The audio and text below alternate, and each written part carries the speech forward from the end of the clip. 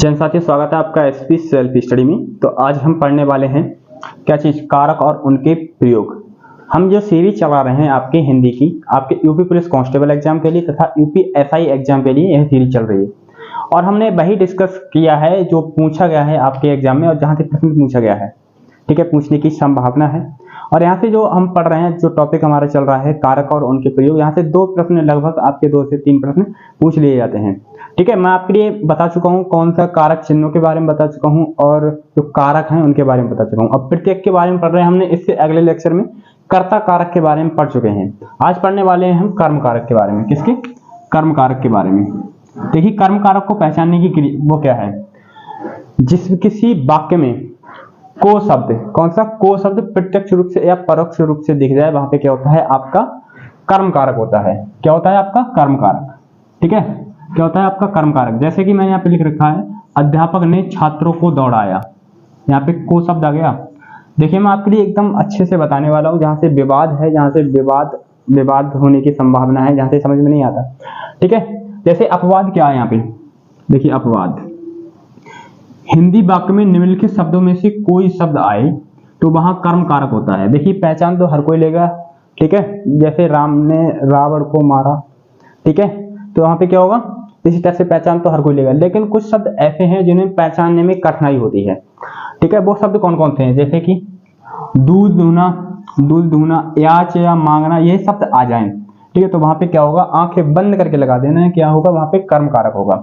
जैसे पक शब्द आ जाए, पकाना आ जाए, दंड मतलब कि दंडित होना, ची मतलब कि चुनना, चेतना मतलब पदार्थों के साथ, ये शब्द आ जाए। और आ जाए ब्रू मतलब कि बोलना शब्द आ जाए, नी मतलब कि ले जाना शब्द आ जाए, चुराना, बुलाना, सुलाना, कोसना, ठीक है, और परिता मतलब कि सर्वत्र मतलब कि चारों ओर शब्द आ जाए। ठीक है, और गत्यार्थक योग्य मतलब कि जाने के अर्थ में कहीं जा रहे हो, तो ये शब्द आ जाए तो वहां पे आपको आंखें बंद करके लगा देनी है कि वहां पे क्या है, आपका कर्म कारक होगा। और साथ ही आपको ये तो दिख ही जाएगा को शब्द। ठीक है, जैसे मैं आपके लिए बताने वाला हूं उदाहरण के लिए, देखिए, वह गाय से दूध दूहता है। वह गाय से दूध दूहता है। गाय से क्या करता है? वह दूध दूहता है। दूध दूहना, देखिए दूध आ गया, दूहता है। ठीक है, तो वहां पे क्या होगा, आपका कर्म कारक होगा।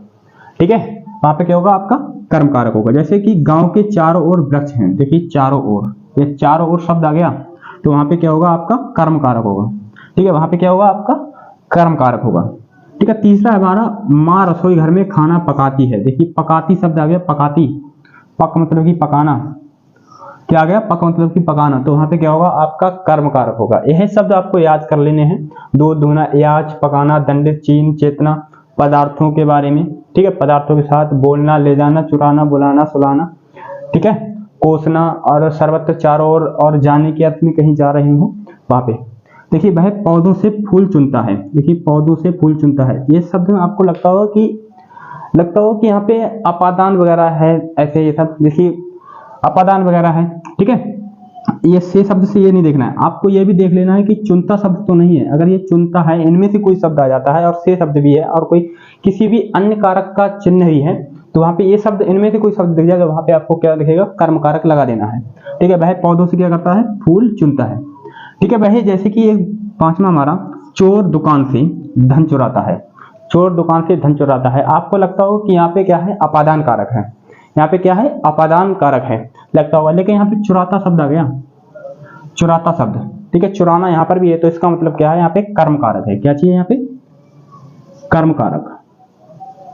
ठीक है, ये आपका एग्जाम्पल है। इन सभी में उदाहरणों में क्या है, कर्म कारक है। तो आपको करना क्या है, सीधे बात है, जो चिन्ह दिए हुए हैं, दूध दूहना, याच, पकाना, दंडित होना, चुनना, पदार्थों के साथ, चेतना वगैरह, ये शब्द आ जाए। ब्रू मतलब कि बोलना, ले जाना, चुराना, बुलाना, सुलाना, कोसना, ठीक है, और सर्वत्र मतलब कि किसी के चारों ओर वगैरह, और जाने के अर्थ में ये शब्द आ जाए, तो वहां पे क्या होता है, आपका कर्म कारक होता है। तो इन सभी के बारे में मिलते हैं अगले लेक्चर में। इससे अगले में प्रथम कर्ता ने द्वितीय कर्म को तृतीय कर्म से, मैंने आपके लिए ट्रिक भी बताई थी।